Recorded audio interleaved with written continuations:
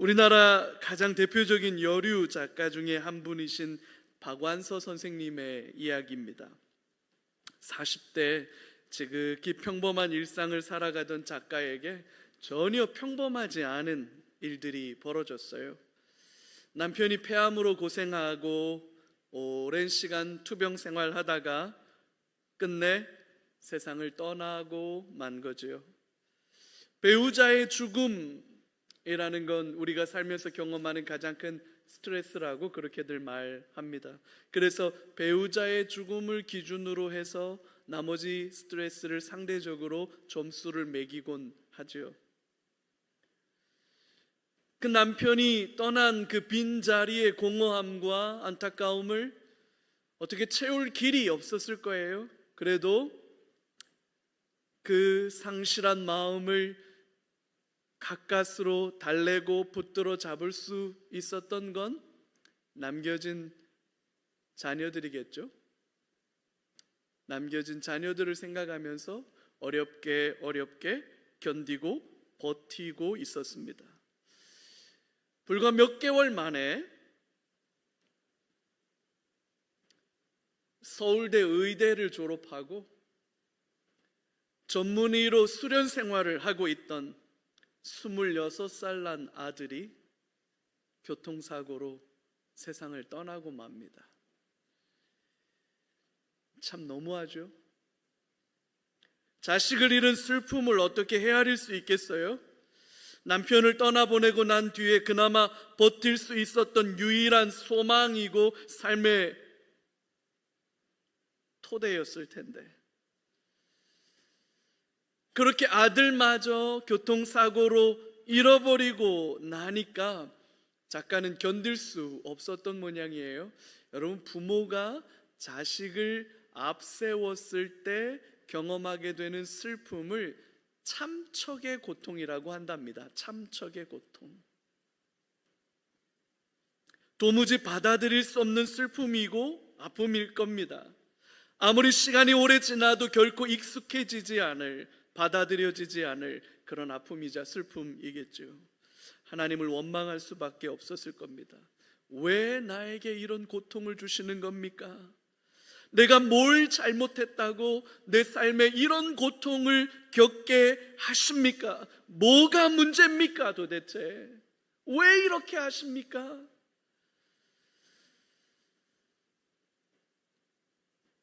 그때의 일을 일기처럼 묶어낸 책이 한 말씀만 하소서라는 작품이에요. 한 말씀만 하소서. 고통의 순간에 우리를 더 큰 절망에 빠뜨리는 것이 있다면 그거는 이 고통의 원인을 제대로 알지 못한다는 거예요. 우리는 그 원인이라도 알고 싶어 합니다. 왜? 라는 질문을 하기 시작하죠. 도대체 이유가 뭐지? 납득할 수 있다면 그나마 견딜 수 있는 힘, 버틸 수 있는 힘이 생기겠지만 도무지 알 수도 없고 납득할 수도 없다면 우리는 더 큰 절망과 고통에 빠지게 되는 겁니다. 딛고 일어설 수가 없는 거죠. 욥도 그랬습니다. 욥도 하루아침에 자녀들을 다 잃었어요. 아들 7, 딸 3. 동방의 부자라고 불려지던 사람입니다. 한순간에 그 모든 재산이 다 날아가 버렸어요.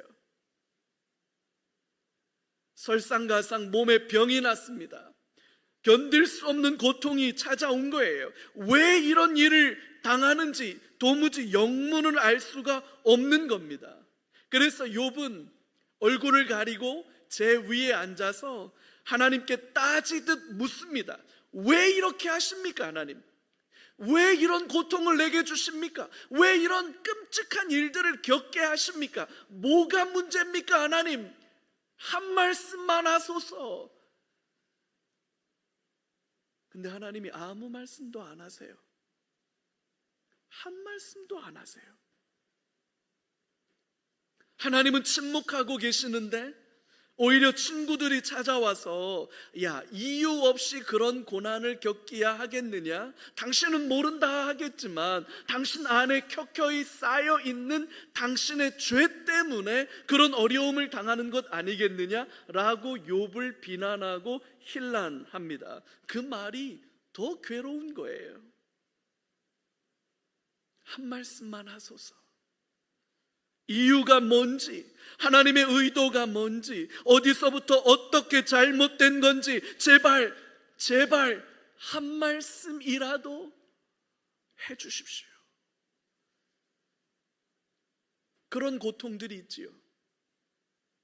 오늘 본문이 여러분 그런 고통과 함께 시작되고 있습니다. 오늘 이 사사기 6장 본문이 그런 고통과 함께 시작되고 있어요. 우리 본문 속으로 들어가서 같이 한번 살펴보겠습니다. 네, 여러분, 이 고통을 이야기하는 오늘 본문 속에 6장 1절은 새롭지도 않고 전혀 놀랍지도 않은 또다시 반복된 하나의 불순종을 마치 오래된 레코드판에서 나오는 뻔한 이야기처럼 반복하고 있다는 걸 보셔야 돼요. 이스라엘 자손이 또 여호와의 목전에 악을 행하였으므로. 새롭지도 않고 놀랍지도 않아요. 날카로운 칼에 베이면 당장에는 죽을 듯 아프지만 여러분 시간이 지나면 상처의 흔적만 남아요. 이스라엘의 불순종, 그 불순종으로 인한 고통이라는 악순환이 이제는 오래된 상처 마냥 마치 대수롭지 않게 기본 장착 사항이라도 되는 것처럼, 그래서 누구나 다 이게 기본 장착인 것처럼, 그래서 또다시 불순종하고 또다시 하나님을 떠나고 그 불순종과 하나님을 떠난 일 때문에 어려움과 고통을 당하고 마치 이게 수도 없이 반복되는데 이게 마치 정상인 것처럼, 이게 마치 자연스러운 것처럼 그렇게 대수롭지 않은 일처럼 보여지고 있다는 거예요. 반복되고 있는 이 악순환, 그건 저와 여러분 안에 있는 죄의 깊은 뿌리를 보여주는 겁니다. 사람은요, 존재 자체가 악합니다.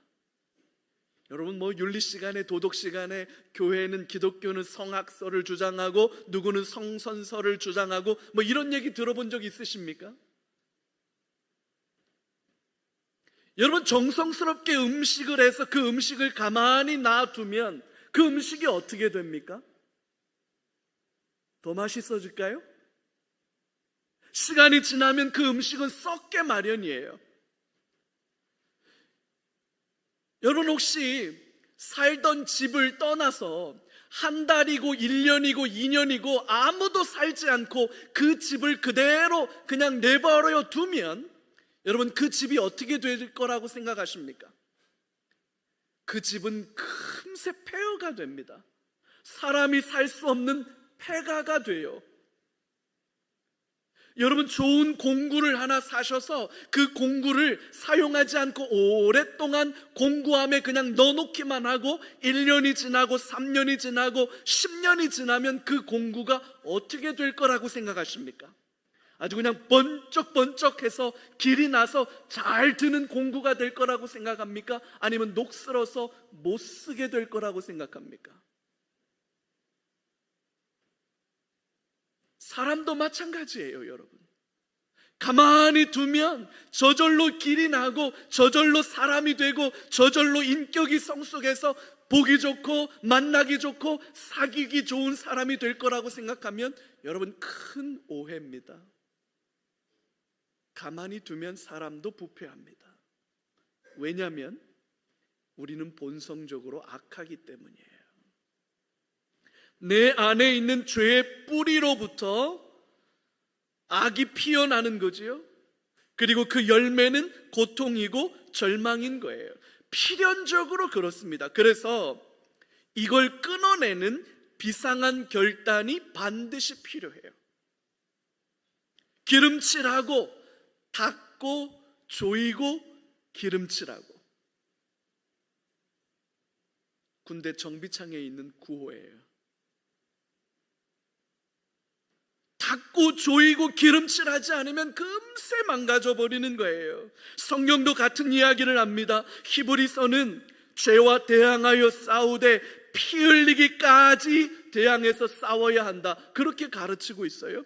데살로니가전서 5장 2절은 악은 어떤 모양이라도 버리라, 그렇게 말씀하고 있고요. 에베소서 5장 3절은 음행과 온갖 더러운 것과 탐욕은 너희 중에서 그 이름조차도 부르지 말라, 이는 성도에게 마땅한 바니라, 그렇게 권면하고 있습니다.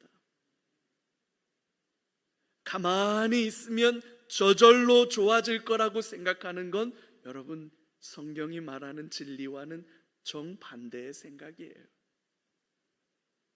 죄를 끊어내기 위한 반복된 죄의 악순환, 새롭지도 않고 놀랍지도 않은 이 비극을 똑바로 직시하고 그 반복되는 죄악을 끊어내기 위한 비상한 결단으로 하나님 앞에 서지 않으면 결국 우리는 또다시 이 죄의 악순환 가운데 빠지고 말 겁니다.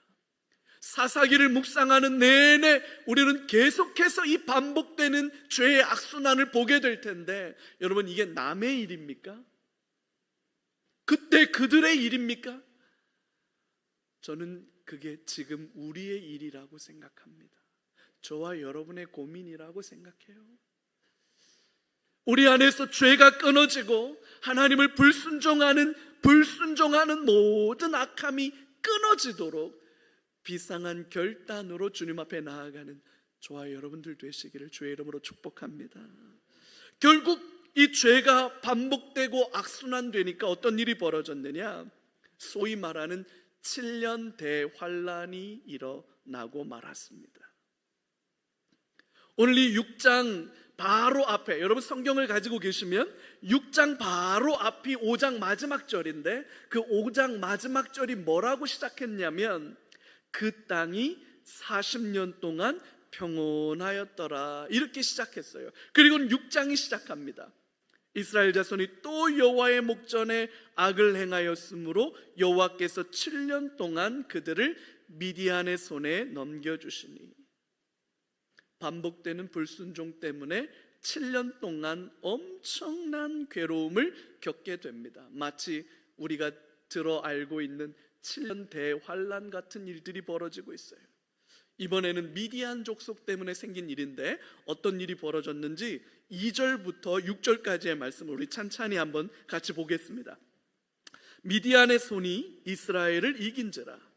이스라엘 자손이 미디안으로 말미암아 산에서 웅덩이와 굴과 산성을 자기들을 위하여 만들었으며, 이스라엘이 파종한 때면 미디안과 아말렉과 동방 사람들이 치러 올라와서 진을 치고 가사에 이르도록 토지 소산을 멸하여 이스라엘 가운데 먹을 것을 남겨두지 아니하며 양이나 소나 나귀도 남기지 아니하니, 이는 그들이 그들의 짐승과 장막을 가지고 올라와 메뚜기 떼같이 많이 들어오니 그 사람과 낙타가 무수함이라.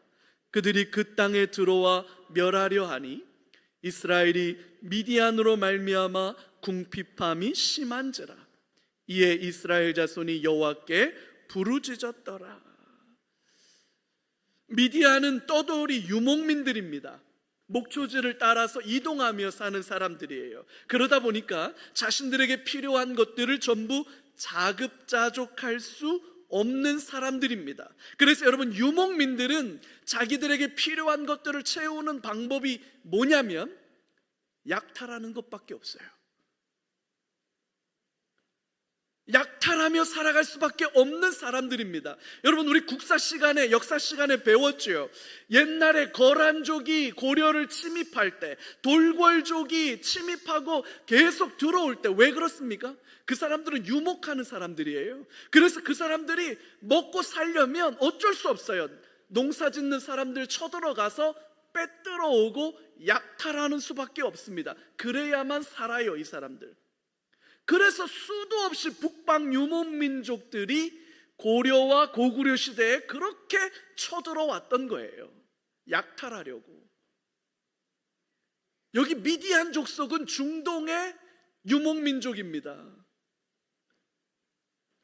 요 미디안이라고 하는 사람들은 성경 안에도 익숙하게 우리가 알고 있는 사람들이지요. 요셉을 애굽에 팔았던 사람들이 이 미디안 사람들입니다. 모세가 바로를 피해서 도망가 숨었던 지역이 미디안 지역이죠. 출애굽할 때 이스라엘 백성들을 꾀어서 속여서 그들로 하여금 우상 숭배에 빠지게 만들고 음란한 짓을 하도록 만들었던 사람들이 미디안 사람들이었습니다. 이제 그 미디안 사람들이 아주 대놓고 본격적으로 이스라엘을 약탈하기 시작한 겁니다. 왜 이스라엘을 약탈하기 시작했을까? 이스라엘이 만만하기 때문에 그렇습니다. 만만하니까 약탈하는 거예요. 한번 당하기 시작하면 속수무책으로 무너질 수밖에 없는 거죠. 오죽하면 산에 올라가 웅덩이와 굴을 파고 살았을까요? 무슨 두더지도 아니고 산토끼도 아닌데 말이죠. 산성을 쌓았지만 높은 산에 쌓는 산성은 임시방편일 뿐이에요. 왜냐하면 산성 안으로 들어가면 필연적으로 물과 식량이 부족해지게 돼 있습니다. 시간이 오래 지나면 버틸 수가 없어요. 그래서 산성으로 들어가서 문을 걸어 잠그면 당장엔 살아남을 수 있지만 오랜 시간 버틸 수가 없습니다. 그러면 성을 나와서 평지로 내려와서 농사를 지어야만 하는 거죠. 겨우내 아껴두었던 그 종자, 그 씨앗을 봄에 와서 뿌립니다. 그러면 늑달같이 미디안 사람들이 쳐들어와서 그 아껴두었던 종자 씨앗을 싹 다 뺏어가는 거예요. 겨우 남아서 조금 농사를 아주 그냥 몰래 농사를 지어서 추수할 때가 되면 또 쳐들어옵니다. 그래서 추수하는 것도 싹 다 뺏어가는 거예요. 농사를 지을 수도 없고 추수를 할 수도 없고 그렇게 만들어 놓는데 진짜 잔인한 건 뭐냐? 이렇게 되면 이스라엘의 국력이 너무 약해질 수밖에 없잖아요. 그러니까 두고두고 약탈할 수 있게 되는 거예요. 참 못됐죠. 그래서 이스라엘의 고통이 이루 말할 수 없게 됐습니다. 얼마나 끔찍한지 메뚜기 떼 같다라고 표현하고 있어요. 애굽에 내렸던 10가지 재앙 중에 8번째 재앙이 메뚜기 재앙이죠. 싹 다 먹어치우는 거예요. 하나도 남기지 않고. 미디안으로 말미암아 궁핍함이 심했다라고 본문이 기록하고 있는데, 미디안 사람들에 의해서 지속적인 압제와 약탈을 당하면서 극심한 고통을 겪었다라는 뜻이기도 하지만, 이런 상황에서 아무런 대안을 만들 수 없었던 이스라엘의 무기력함을 말하고 있는 거기도 해요. 저항할 수가 없어요. 대적할 수가 없어요. 메뚜기 떼처럼 올라와 가지고 싹 다 걷어가니까요, 살 수가 없어요. 결국 이런 극심한 상황 속에서 이스라엘 백성들이 할 수 있는 일은 뭡니까? 도대체 왜 이런 고통을 우리가 당해야 합니까? 우리가 뭘 그렇게 잘못했다고 우리가 이런 어려움을 당해야 합니까? 하나님은 어디 계십니까 도대체? 하나님 도대체 어디서 뭐하고 계십니까? 아니 뭐하고 계시는데 우리가 이런 비참한 상황을 맞닥뜨릴 때 아무것도 안 하시는 겁니까? 하나님을 원망할 수밖에 없었겠죠. 왜 이런 어려움을 당해야 합니까? 한 말씀만이라도 해주십시오. 한 말씀만 해주십시오. 여러분 그렇게 부르짖을 수밖에 없지 않았겠습니까? 그래서 결국 이스라엘은 하나님 앞에 부르짖어 기도하기 시작합니다. 자, 그럼 여기서 여러분 한번 중요한 질문 한 가지만 좀 해봅시다. 진짜 피해자는 누구일까? 라는 질문이에요. 여러분 이 본문 속에서 누가 진짜로 피해자일까? 고통스러운 절망의 눈물을 흘리는 존재가 과연 누구일까? 라는 이 질문이에요. 이스라엘 백성들은 자신들이 불쌍한 피해자이고 미디안은 가해자라고 생각할 겁니다. 이건 뭐 너무나도 우리가 쉽게 유추할 수 있는 생각 아니겠습니까? 미디안 때문에 고난과 박해를 받고 있으니까 우리는 불쌍한 피해자고 미디안은 가해자라고 이렇게 피해자와 가해자를 포지셔닝 할 수 있을 거예요. 자, 그럼 여기서 한 가지만 더 질문해 보면, 그러면 이런 상황 속에서 하나님은 어떻게 생각하고 있었을까? 하나님에 대해서는 어떻게 생각할까라는 거예요. 하나님도 가해자 아닙니까? 그런 원망이 들지 않을까요? 적어도 하나님은 방관자 아닙니까? 비겁한, 무책임한 방관자 아닙니까? 이런 원망이 들지 않겠어요? 아마도 이스라엘은 하나님을 향해서 그런 마음을 갖고 있지 않았을까라는 생각을 해봅니다. 사람은 누구나 자기가 선 자리에서만 생각하죠. 역지사지해봐라 이런 말 하지만 그 안 되는 일이니까 역지사지라는 말이 나오는 거예요. 내가 선 자리에서만 생각해요. 여러분, 그런 말 있잖아요. 감옥에서 수감 생활하는 사람들 대부분은 자기가 억울하게 수감 생활한다고 그렇게 말한다잖아요. 감옥에 있는 사람 중에 한 사람도 아유 내가 여기 올만했죠 이렇게 말하는 사람 없대요. 다 자기가 억울하대요. 나는 억울하게 붙잡혔어요. 아이고 나는 지은 죄가 없는데, 나는 잘못한 게 없는데 억울하게 여기 끌려왔다. 대부분 다 그렇게 말한대요. 자기가 선자리에서 생각하기 때문이죠. 정말로 비참하고 가련한 피해자는 이스라엘이 맞을까? 이스라엘 백성들이 진짜 피해자일까? 오늘 본문 안에서 숨겨진 더 끔찍한 일을 당하는 피해자가 따로 있는 건 아닐까? 이런 생각을 한번 해보는 거예요.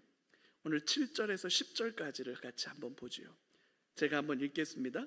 이스라엘 자손이 미디안으로 말미암아 여호와께 부르짖었으므로 여호와께서 이스라엘 자손에게 한 선지자를 보내시니 그가 그들에게 이르되 여호와께서 이같이 말씀하시기를 이스라엘의 하나님 내가 너희를 애굽에서 인도하여 내며 너희를 그 종되었던 집에서 나오게 하여 애굽 사람의 손과 너희를 학대하는 모든 자의 손에서 너희를 건져내고 그들을 너희 앞에서 쫓아내고 그 땅을 너희에게 주었으며 내가 또 너희에게 이르기를 나는 너희의 하나님 여호와이니 너희가 거주하는 아모리 사람의 땅의 신들을 두려워하지 말라 하였으나 너희가 내 목소리를 듣지 아니하였느니라 하셨다 하니라.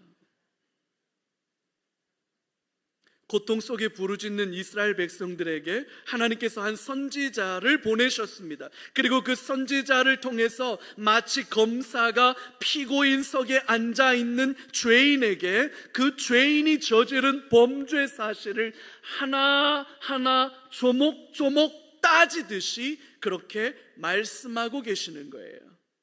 자, 뭐라고 말씀하시는지 같이 한번 살펴보십시다. 첫 번째는 비참한 종살이하던 애굽 땅에서 이끌어내어 자유를 주시지 않았느냐라고 이스라엘 백성들에게 말하고 있습니다. 애굽엔 그 비참하게 노예 생활하고 있던 그들을 애굽을 떠나게 만들어서 하나님의 자유한 언약 백성이 되게 만들어 주시지 않았느냐, 그걸 말씀하고 있는 거예요. 물에 빠진 사람 건져 놓으면 보따리 내놓으라 한다 그러죠. 당장 절박할 때는 간이고 쓸개고 다 빼줄 것처럼 말하지만 정작 문제가 해결되고 나면 말이 달라지는 거예요. 그래서 사람은 화장실 갈 때 마음과 화장실 나올 때 마음이 다른 거예요. 너희를 애굽에서 꺼내 주었다는 사실을 잊었냐고 하나님이 묻고 계시는 거예요. 두 번째, 너희를 가나안 땅 안에 들어와 살도록 인도해 주셨다는 걸 잊었느냐고 다시 한번 상기시켜 주고 계시는 겁니다. 이게 무슨 말이냐?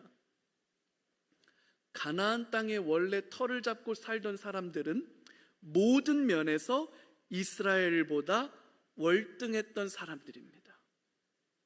그들 앞에서 이스라엘은 스스로가 메뚜기같이 초라하게 느껴질 정도였어요. 그런 이스라엘 백성들을 가나안 땅 안에 들어와 살도록 인도해 주신 분이 누구십니까? 누가 가나안 땅을 허락해 주셨습니까? 그걸 상기시켜 주고 있는 거예요.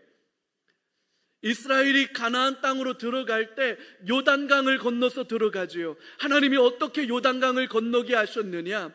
1년 중에 딱 3개월, 4개월만 비가 오는데, 비가 오면 요단강물의 수위가 제일 높을 때입니다. 요단강에 물이 제일 많이 흐를 때, 그래서 도무지 요단강을 건널 수 없을 때, 그때 하나님이 이스라엘을 인도하시는데, 하나님께서 요단강의 물줄기를 돌려서 요단강을 끊어버리십니다. 그리고는 마른 땅으로 건너게 하셨어요. 가나안에 들어가서 제일 처음으로 맞닥뜨린 성이 여리고 성입니다. 여리고 성은 가나안의 제일 견고한 성이에요. 근데 여러분, 그 여리고 성을 어떻게 무너뜨렸습니까? 듣도 보도 못한 기상천외한 방식으로 여리고성을 무너뜨리셨어요. 함성을 지르니까 여리고성이 무너졌습니다. 이게 말이 됩니까? 이거 듣지도 보지도 못한 정말 엄청난 일이었어요. 군사력으로, 경제력으로 가나안 땅을 정복한 게 아니었습니다. 하나님이 싸우셨기 때문에, 하나님이 역사하셨기 때문에 가능한 일이었던 거죠. 그걸 상기시켜주고 있는 겁니다. 누가 가나안 땅을 너희들에게 열어주었느냐? 니네가 싸워서 이긴 거냐 그거? 아니면 내가 너희에게 준 거냐? 이거 정확하게 하자, 그렇게 말씀하시는 거죠. 세 번째는요, 가나안 원주민들이 섬기던 신들 바알과 아스타롯, 풍요와 다산을 상징하고 재미와 즐거움을 보장해 준다고 믿었던 그 가나안의 신들에게 현혹되지 말라고 수차례 경고하셨다는 사실을 다시 한번 상기시켜 주고 계십니다. 여러분, 이건 율법의 가장 중요한 핵심이지요. 우리가 알고 있는 토라 율법의 첫 번째가 뭡니까? 나 외에 다른 신을 내게 두지 말라. 이게 첫 번째 하나님의 요구사항입니다.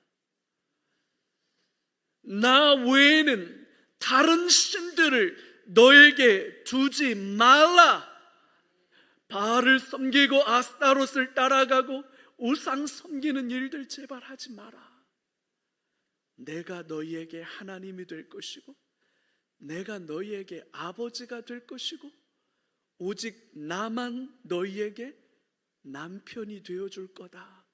그렇게 말씀하셨는데, 수도 없이 말씀하셨는데, 이스라엘은 단 한 번도 하나님의 이 말씀을 귀담아 듣지 않습니다. 몰라서가 아니었어요. 잘 알고 있습니다. 너무나도 잘 알고 있어요. 귀에 딱정이가 생길 정도로 너무 들었던 말씀이잖아요. 그러나 왜 그렇게 살지 않았습니까? 끊임없이 이스라엘 백성들의 입에서는 현실은 그렇지 않습니다. 현실은 그렇지 않습니다. 세상 그렇게 살면 오히려 더 피곤하고 재미없고 불편하다는 거지요. 믿음 붙들고 사는 걸로 됩니까? 안 됩니다. 아니, 하나님 붙들고 살면 됩니까? 그걸로는 부족하지 않습니까? 남들은 다 재미있게 살고, 남들은 다 풍요롭게 살고, 남들은 다 안전하게 사는데 나도 남들처럼 저렇게 재미있게 살고 싶고, 나도 남들처럼 저렇게 풍요롭게 살고 싶고, 나도 남들처럼 보란듯이 살고 싶지. 고리타분하게 하나님 말씀 들으며 하나님 말씀 지키며 그렇게 살고 싶지는 않다고 생각했기 때문이잖아요.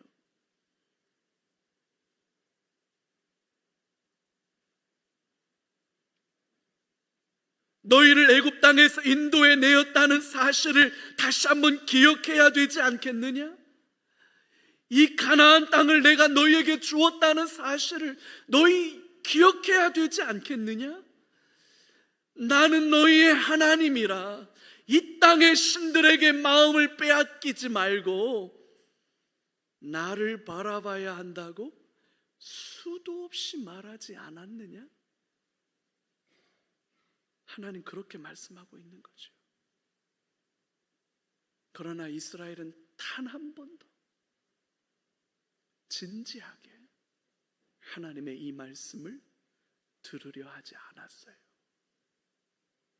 자, 여러분, 누가 가해자고 누가 진짜 피해자입니까? 이스라엘 백성들은 가나안 땅을 살면서 미디안 사람들 때문에 죽겠습니다. 그래서 미디안은 가해자고 우리는 불쌍한 피해자입니다. 우리가 이렇게 불쌍하게 말도 안 되는 학대와 모멸감과 이 약탈을 당하는 동안 하나님 당신은 어디에 계셨습니까? 하나님 당신은 뭐하고 계셨습니까? 우리가 이 끔찍한 일을 당하는 동안 하나님 어디 계셨어요? 삿대질을 해가면서 하나님께 따지고 싶었겠죠? 멱살을 잡고라도 하나님 앞에 따지고 싶었겠지요? 여러분,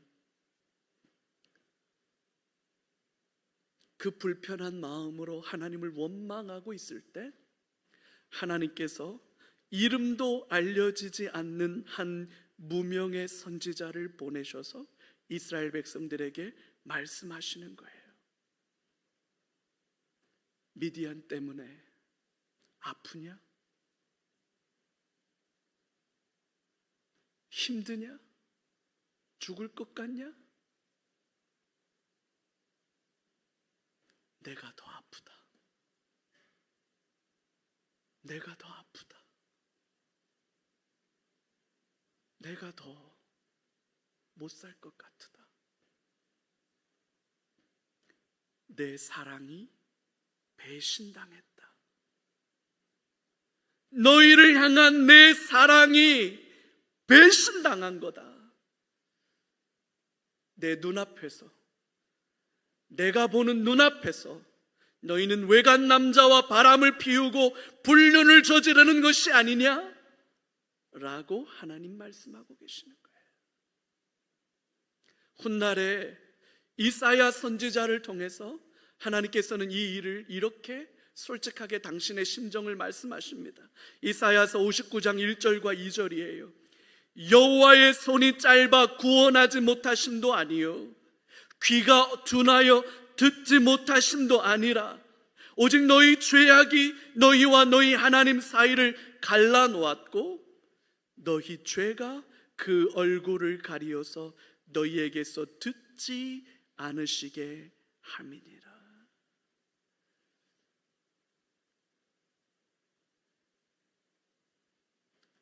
아들을 잃은 28 그 생태 같은 아들을 잃은 그 슬픔, 그 참척의 고통 때문에 하나님을 원망하고 살고 싶지 않은, 숨쉬고 싶지 않은, 어떤 음식도 목으로 넘기고 싶지 않은 그 어미의 무너진 심정으로 고통하던 박완서 작가가 어느 날부터 설명할 수 없는 신비한 하나님의 사랑에 압도당하기 시작합니다.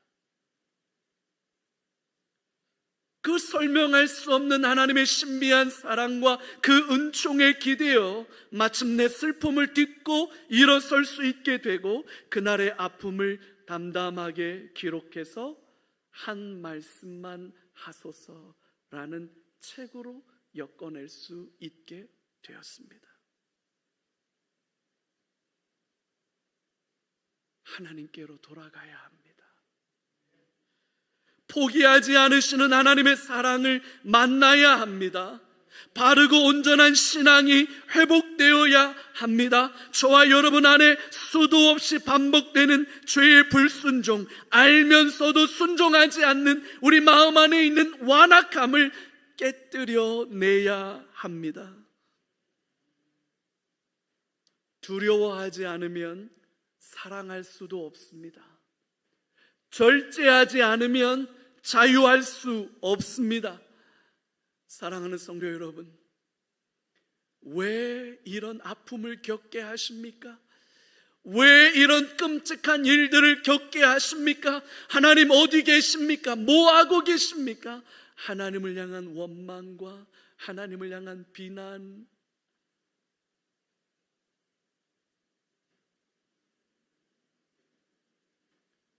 그 하나님께서 나를 향하여 가지고 계시는 안타까움은 뭔지 여러분, 우리는 먼저 그걸 봐야 됩니다.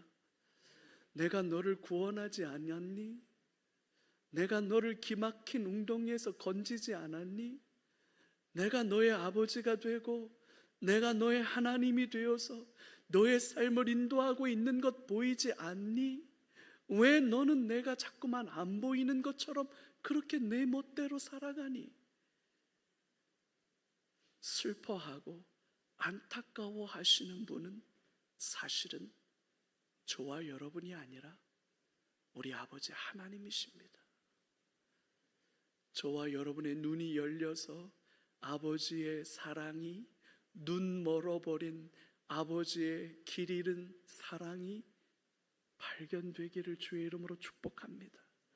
그 하나님의 사랑으로 돌아올 수 있기를. 내 고통과 내 절망과 내 아픔이 맞지요. 나는 내게 제일 큰 것처럼 느끼고 내가 당하는 고통이 제일 뼈아픈 것처럼 느끼는 건 어쩌면 우리의 한계일지도 몰라요. 맞아요. 내 아픔이 제일 크지 뭐. 그러나 여러분, 내 아픔보다 더 큰 아픔으로 저와 여러분들을 바라보고 계시는 주님의 그 사랑 속에 저와 여러분들의 삶의 모든 문제가 녹아지기를 주의 이름으로 축복합니다. 그 사랑 안에 발견되는 저와 여러분 다 되시기를 주의 이름으로 축복합니다. 우리 같이 한번 기도하지요. 우리 세 가지 기도 제목 한번 선포하고 함께 기도하면서 나아가겠습니다. 첫 번째 같이 할까요? 습관적으로 반복되는 죄의 악순환을 끊어버리게 해 주옵소서. 아멘. 여러분, 저와 여러분 안에 있는 이 습관적인 죄가 끊어지는 역사를 위해서 비상한 결단의 마음으로 오늘 이 시간 같이 기도했으면 좋겠습니다. 두 번째요, 하나님의 마음을 볼 수 있는 영의 눈을 열어 주옵소서. 하나님의 마음을 알도록 여러분, 우리의 영이 열려지게 하나님 앞에 간구했으면 좋겠습니다. 세 번째요, 이 나라를 이끌어갈 지도자의 복을 허락해 주옵소서. 아멘. 여러분, 6월 3일 화요일이면 우리 대통령 선거가 있는 날입니다. 빨간 넥타이를 매야 되나 파란 넥타이를 내야 되나? 여러분, 그래서 제가 보라색을 메고 왔어요. 그랬더니 어느 분이, 목사님 그 보라색은 진보당 옛날 색깔인데요. 그래서 아이고야, 그럼 뭔 색깔을 매야 하나? 여러분, 1번을 지지하시는 분들은 1번을 찍으시고 2번을 지지하시는 분들은 2번을 찍으시고, 물론 3번, 4번, 5번, 6번, 7번 더 있겠지요. 여러분이 마음속에 기도하면서 분별한 대로 한 분도 빠짐없이 모두 투표하시기를 부탁드립니다. 하나님이 이 나라의 지도자의 복을 주시도록 여러분이 행사할 수 있는 그 한 표의 권리와 의무를 다 행사하실 수 있기를 바랍니다. 네, 여러분, 수원 삼일교회 담임 목사로서 여러분들에게 한 가지 부탁드립니다. 여러분이 지지한 분이 대통령으로 당선될 수도 있고, 여러분이 지지하지 않은 분이 대통령으로 당선될 수도 있습니다. 저는 6월 4일부터 새롭게 선출된 이 나라의 대통령을 위해서 저는 기도할 겁니다. 하나님, 그 지도자가 하나님의 마음에 합당한 지도자 되게 하여 주옵소서. 국민들을 긍휼히 여기고 하나님의 마음으로 이 나라를 잘 이끌어가는 좋은 지도자 되게 하여 주옵소서. 저는 6월 4일부터 그 대통령을 위해서 기도할 거예요. 여러분, 승복하는 게 민주주의입니다. 승복하지 않고 끝까지 승복하지 않고 저항하고 끝까지 그걸 인정하지 않아서 끌어내리려고 하는 거, 여러분, 그렇게 하면 나라 망합니다. 1번이 되든 2번이 되든 3번, 4번, 5번, 6번이 되든 여러분이 하나님 앞에 기도하시면서 정말로 옳다고 분별하는 대로 한 사람도 빼놓지 않고 여러분 투표하세요. 그리고 결과는 승복하십시오. 그리고 선출된 지도자를 위해서 여러분 기도하십시오. 위에 있는 권세를 위하여 기도하라. 이것이 성도의 마땅한 바니라. 주의 말씀입니다. 하나님, 이 나라의 지도자의 복을 주십시오. 이 나라의 지도자의 복을 주십시오. 기적 같은 은혜가 일어나서 하나님을 두려워하는 자, 하나님을 경외하는 자가 지도자로 세워지게 하여 주옵소서. 여러분, 하나님이 그 은혜를 주시도록 6월 3일까지는 같이 간절한 마음으로 기도하고, 이후에는 선출된 지도자를 위해 기도할 수 있는 저와 여러분 되시기를 바랍니다. 우리 같이 기도하겠습니다. 존귀하신